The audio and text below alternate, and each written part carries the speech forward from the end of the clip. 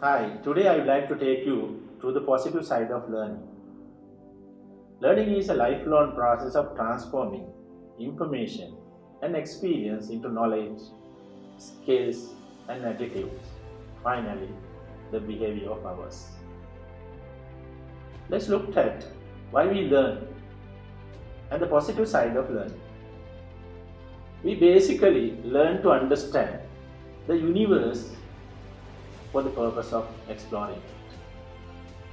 We learn to inspire ourselves and to teach others of what we have learned. We learn to add value to ourselves. As you know, learners are earners.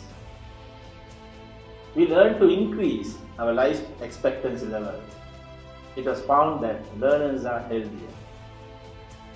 We learn to earn a living, which is a common thinking of all of us. We learn to make ourselves happy because learning reduces depression. We learn to reduce cost and to improve our productivity levels. We learn to build up confidence for trying new things and to stretching ourselves to the next level of our achievement. We learn to solve common problems in the society to have a better life for people. If we are to gain positive experience of learning, we should know the science of learning. Learning science is a combination of many subjects. It is drawn from discipline including teaching practices, linguistics, neuroscience, psychology, computer science, data science, design studies, and so on and so forth. So learning scientists are multi-skill professionals. Why learning science is important? Learning science helps us to develop the ability to ask questions, collect information, organize and test our ideas, solve problems and apply what we learn in real life situations. It is actually about creating opportunities for people to see science in application instead of just reading about it in a textbook. Young learners can't grasp information quickly, and educators are not effectively teaching the content, then it limits the students' chance for success. So learning science is very important for all of us to grow faster and better. Let's focus three main areas in the field of learning science: Zeigarnik effect, learning curve, and forgetting curve. Zeigarnik effect is about people tend to remember unfinished or incomplete tasks better than completed tasks. Keeping your mind in unfinished mode will help you to grow faster and achieve your life goals productively because you keep on working on your uncompleted tasks. This was first observed by Russian psychologist Bloom and Zeigarnik. And knowledge of the Zeigarnik effect can help overcome procrastination, improve study habits, and promote mental health. You have seen this concept in being used by many industries. Terminate the event prematurely to create cognitive tension. You have seen in telegrammers and TV series that they create the real interest at the end of the series. Create attention grabbing trailers in the movie industry is one example. Keeping interest things in halfway, so people are looking for the next event. So this is how the Zeigarnik effect will help you to learn scientifically. Learning curve is another scientific thinking on learning science. Learning curve measures how long you will take to learn a new skill with experience. As you know, higher the experience, lower the time taken to complete a task.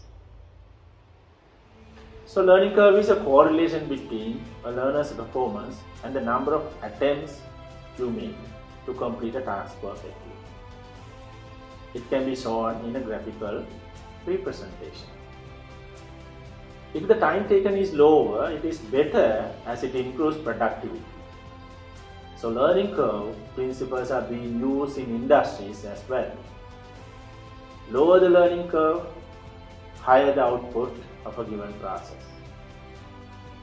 Some tasks are complicated, so learning rate is lower. And some tasks are simple, so learning rate is higher.